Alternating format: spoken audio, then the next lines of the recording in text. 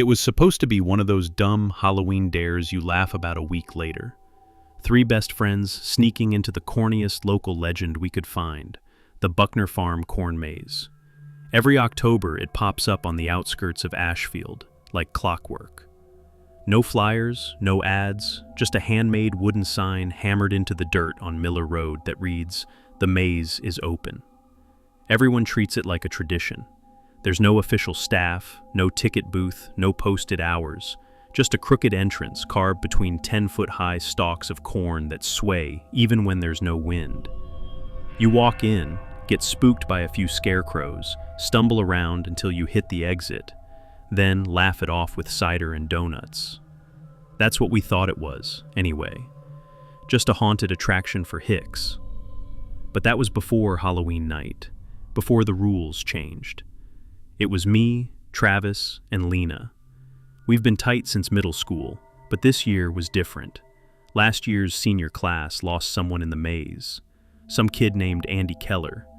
They say he went in with his girlfriend and never came back. His blood was found near a scarecrow, but no body. Everyone shrugged it off as a ghost story. But Lena didn't. She said her cousin knew Andy's parents, and that they were still getting weird phone calls with static on the line, and someone breathing on the other end. Travis called BS, but I could tell he was nervous. We all were. Still, the plan was set. We'd sneak in just after midnight on Halloween, document it with our phones, and prove the maze was nothing but corny myths and cheap props. We parked on the gravel shoulder just after 12:03 a.m., right where the dirt road turns into dead grass. No one else was there, not even tire tracks. The corn stood unnaturally still, stalks swaying just slightly, even though the night air was completely still. There were no bugs, no owls, no breeze, just that sign, freshly painted in red. Only one walks out. "That's new," Lena said, voice flat. "Last year it just said happy haunting." Travis pulled out his phone and started filming. "Let's go make history," he said, puffing his chest out, trying to act braver than he was. I hesitated at the entrance. Something felt wrong, like the corn was listening, but I stepped in anyway, and the maze swallowed us whole.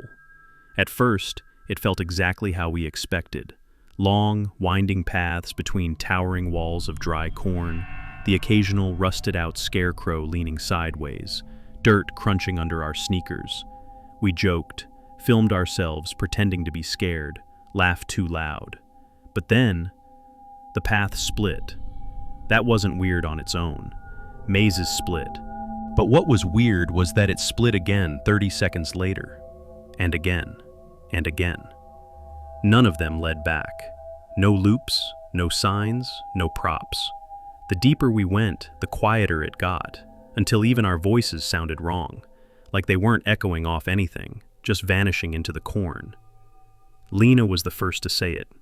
"I think we're being moved." Not we're lost, not we took a wrong turn. We're being moved. Travis started making marks in the dirt with a pocket knife. Every time we reached a new junction, he carved an X. But a few minutes later, we passed another junction, and there was already an X there. "That's not mine," he whispered. We hadn't seen a single other person. I checked my phone. No signal. Battery at 12%, even though it had been full when we left the car. Then the scarecrows changed.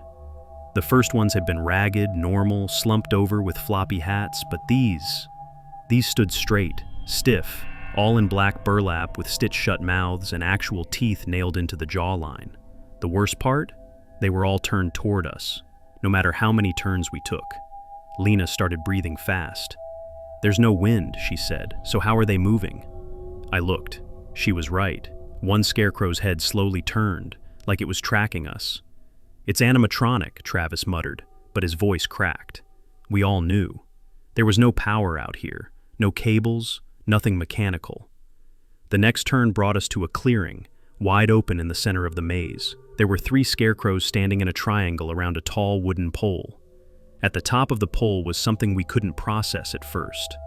Flesh, skin, a human arm, nailed through the wrist and swaying slightly. Beneath it, a plaque. "Only one walks out." Lena threw up. Travis backed away, shaking. I felt my knees buckle. That's when we realized something else. The corn wasn't just high, it was too high, like 30, maybe 40 feet. We should have been able to see over it from the clearing, but the walls now reached up into blackness. No stars, no moon, just corn, forever. Then we heard it, a voice, childlike, whimpering. "Help, help me please." It was close, just beyond the stalks. We ran toward it, sprinting down the nearest path. The voice got louder, then another. "This way, don't leave me here." A girl, a boy, dozens of them, all begging, but none of them sounded right. Too sharp, too slow, like someone had pressed play on a recording and dragged the speed down. We stopped, listened. The voices started repeating, same words, same timing, looped, like bait. "It's a trap," Lena said. "It's trying to divide us." That's when we turned around, and the clearing was gone, just more corn. No path back, just dirt and whispers and endless choices, and we hadn't even made it halfway through the night. We tried to stay together, even after the clearing vanished, even after the whispering voices turned into screams, but the maze had other plans. It didn't just trap us, it rearranged us. Paths that seemed solid one second twisted the next, splitting under our feet like veins. We held hands at one point, me in the middle, Travis to my right, Lena on my left, and then I blinked, just once, and I was alone. Not alone like a few steps ahead. I mean gone, silent, empty, just me and the corn. I screamed for them, spun in circles, retraced my steps, left scratches in the dirt with my keys. Nothing, no answer, no footsteps, not even the sound of the wind. I was in a pocket of stillness that felt wrong, like being underwater without drowning. The corn didn't sway, it breathed. I swear it inhaled when I screamed again, and the husks rustled not from air but from listening. That's when I saw the writing, carved into one of the stalks, in black, scorched lettering. "Don't say your name." I stared at it, confused, when something behind me whispered, "Eli, my name," but I hadn't said it. The voice had come from behind. I spun and saw the scarecrow, different from the others, taller, closer, wearing my clothes, my actual clothes, my hoodie, my sneakers. Its mouth was open, but there were no teeth this time, just corn silk stuffed down its throat and wriggling like it was alive. I bolted, didn't think, just ran. Every turn felt wrong. The air got hotter. The ground felt soft and spongy, like I was running on rotting carpet. I rounded a corner and ran straight into Travis. He looked pale, sweaty, wide-eyed. He had blood on his arms. "Where's Lena?" I asked. "She was with me," he said, shaking. Then something pulled her, like the corn reached out and dragged her. "Dragged her where?" "I don't know," he said. "I couldn't move, like the dirt was holding my feet down." I didn't want to believe him, but I did. Because the maze didn't just shift, it reacted. It learned. I showed him the message I saw. "Don't say your name," and he went quiet. "I saw one too," he said. It said, "Don't bleed." I didn't even have time to ask what that meant before we heard it. A gurgling noise, wet, choking, like something trying to breathe through a mouthful of mud. We turned and saw the scarecrow again, the one that looked like me, but now it looked more like me, less stitched burlap, more flesh. Its limbs moved in sudden jerks, like it didn't know how to walk in its own skin. Its face twitched, one eye bulged, blue, like mine. "Run," Travis said. We did, and the thing followed. Not fast, but fast enough. The maze warped around us. The paths got tighter. The corn reached out. He stepped forward, and his foot made a crack sound when it hit the dirt. I looked down. The earth beneath him didn't give like dirt. It crunched like bone. "What was Lena's middle name?" I asked. He blinked. "Lena doesn't have a middle name." She did. It was Marie. This wasn't Travis. Not anymore. I turned and ran into the corn. I didn't care where it led. I couldn't let it choose me. I couldn't be the one who walked out if it meant becoming one of them. The last thing I remember before the blackness took me was the feeling of corn silk wrapping around my throat. Tight, soft, final. And somewhere, faintly, I heard my own voice whisper, "Only one walks out." and it's not you. I don't remember waking up, only being awake again, lying in dirt that smelled like copper and mold, with corn stalks swaying overhead like they were breathing. My hands were streaked with cuts I didn't recognize. I didn't know how long I'd been unconscious, or where the path behind me went, because there was none. Just me, surrounded by a wall of corn that pulsed softly like lungs, slow, steady, ancient. I stood, staggered, and saw it immediately, the scarecrow. This one wasn't dressed like me or Travis. It was Lena. Every inch of it copied her, her jacket, her jeans, even her necklace, the one she never took off. But the face was blank, not stitched, not stuffed, just smooth, like skin stretched over something that forgot what a face should be. It tilted its head at me, and its hand moved barely, but enough to drop something into the dirt. Her necklace, the real one. I didn't think. I ran. I didn't know where I was going. I just knew I couldn't let that thing put her face on again. The paths were wrong now, not even pretending to be corn anymore. The walls blinked when I looked too long. I passed a row of scarecrows that were all versions of people I knew. My teachers, my mom, Travis, me again. Each one older, deader, more hollow, and each one had something human about it. A real finger, an actual eye, a whisper that escaped its mouth even though it never moved. He stayed. She chose it. It remembers. Over and over. The same 3 phrases. I came to another clearing, wider this time, the center of the maze. There was no pole, no scarecrows, just rows of shoes. Hundreds. Small ones, muddy ones, some torn apart. I saw Andy Keller's football cleats. I saw Lena's purple Converse. I saw my shoes, still on my feet. I backed away, turned, and there he was, Travis, sitting cross-legged in the dirt, eyes open but unfocused. His lips moved slowly, like he was talking to something I couldn't see. "Travis," I shouted. He didn't blink. I rushed over, grabbed his shoulders, shook him. "Snap out of it, man, we have to go." He blinked, slowly, like waking from a dream. "You came back," he said, but his voice was hollow. "It let you come back." "Where's Lena?" I asked. "Where are we?" "We're where they stay," he said, "the ones who couldn't walk out." He pointed behind me. I turned and saw them. The children, not kids anymore, stretched, pale, their mouths sewn shut with corn silk, but their eyes screamed. They stood just beyond the clearing, not moving, not breathing, just waiting. "The maze keeps them," Travis said. "Every year, every Halloween, they think they're getting out, but they're not. They're becoming part of it." "That doesn't make sense," I said. "Why does it do this?" "Because something has to feed it," he whispered. "It's not a maze, it's a mouth." I stared at him. "We can still get out," I said. "We're not part of it, not yet." "You don't get it," he said, finally meeting my eyes. "You already made the choice, back at the first clearing. You ran, I stayed. It remembers that." I backed away. "You're scaring me." "Good," he said. "You should be scared." Then he reached down and picked something up, his own face, or part of it, a scarecrow mask that looked exactly like him. "It's easier if you wear it willingly." "No," I said, "I'm not staying." "You already are," he replied. Then he lunged. I ran, I didn't care where. I barreled through the corn, branches slicing at my arms, voices rising around me. He stayed. She chose it. It remembers.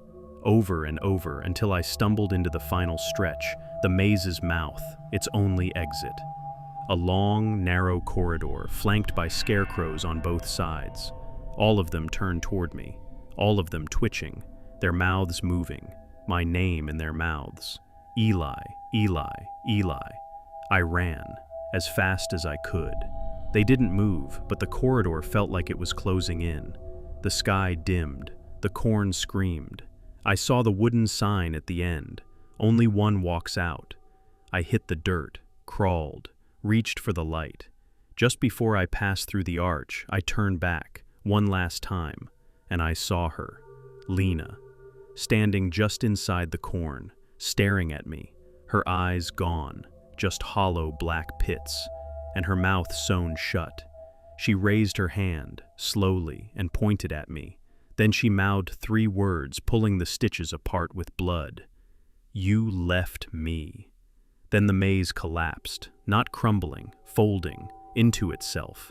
The corn vanished, the dirt dried, the scarecrows blew apart like ash in the wind, and I was alone, in an empty field, at dawn. My clothes were torn, my body was bruised, and I was barefoot. My shoes were gone. I walked home, didn't speak, didn't cry, just opened the front door, went upstairs and slept for 13 hours. When I woke up, I had missed school, Halloween was over, and no one remembered Lena. No missing posters, no cops, no parents, no Travis. I checked my phone. All our photos from that night, gone. My contacts, deleted. I was the only one left, or at least, the only one who remembered. But then something even worse happened. I started hearing whispers, not outside, inside, my house, my head, my dreams, and they all say the same thing. You didn't walk out, you just woke up inside something else. The worst part wasn't losing my friends. It wasn't the maze collapsing. It wasn't waking up in a world that pretended Lena and Travis never existed. The worst part was the silence that followed, like the universe had exhaled and forgotten me. No one at school asked about them. Their houses were dark, empty, abandoned like no one had lived in them for years. Every trace of them was gone, wiped like chalk from a board. Even my memories started slipping. I couldn't remember the color of Travis's eyes, couldn't picture Lena's laugh. I wrote down everything I could, filled journals, drew maps of the maze from memory, but even the pages would sometimes smudge overnight, like the paper itself was trying to forget. The only thing that didn't change, the only thing that stayed loud, were the dreams. Every night since I got out, I've had the same dream. I'm back inside the maze, but the corn isn't corn anymore. It's skin, veined, wet, breathing, and it whispers in Lena's voice. Trade places with me. I always wake up sweating, heart pounding, and sometimes, just sometimes, I find dirt under my fingernails. A week passed, then 2. Halloween faded, the cold set in, and the field where the maze once stood turned to frozen stubble. And then, on November 14th, I got a letter. No envelope, no stamp, just a folded piece of thick paper sitting on my pillow when I came home from school. It read, "The maze comes back when it's ready. But this time it doesn't want you to walk in. It wants you to watch. No name, no return address, just those words." That night, I didn't sleep. I sat in my room with the lights on, listening to the wind. At 2:03 a.m., I heard it, a rustling, not outside, inside the house. I crept down the hall, heart thudding. My parents' door was closed, silence behind it. I turned the corner toward the stairwell and froze. There, at the end of the hallway, was a full corn stalk growing out of the hardwood floor, 6 feet tall, fresh, green, wet. As I stared, another sprouted beside it, then another, then another. In seconds, the hall was full of corn. It didn't just grow, it bloomed, like it had been waiting under the floorboards for a signal. I backed away, turned, and saw Lena, standing in the bathroom mirror, not her reflection, her, pale, hollow-eyed, her mouth no longer sewn shut, but moving, like she was screaming without sound. And behind her, the maze, still alive, still growing. She reached out and pressed her hand to the other side of the mirror. I reached back, and then she mouthed something, slowly, precisely.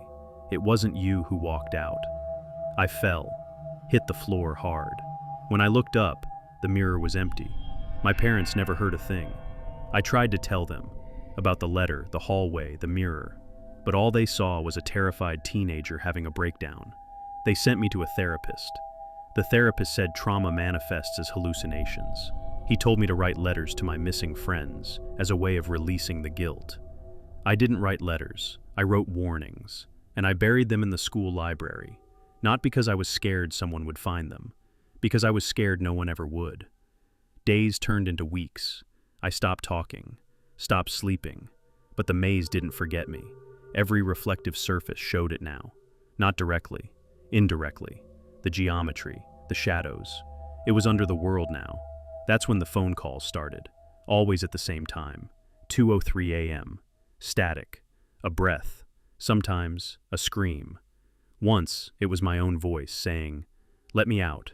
I unplugged the phone. It still rang. I threw it away. It came back.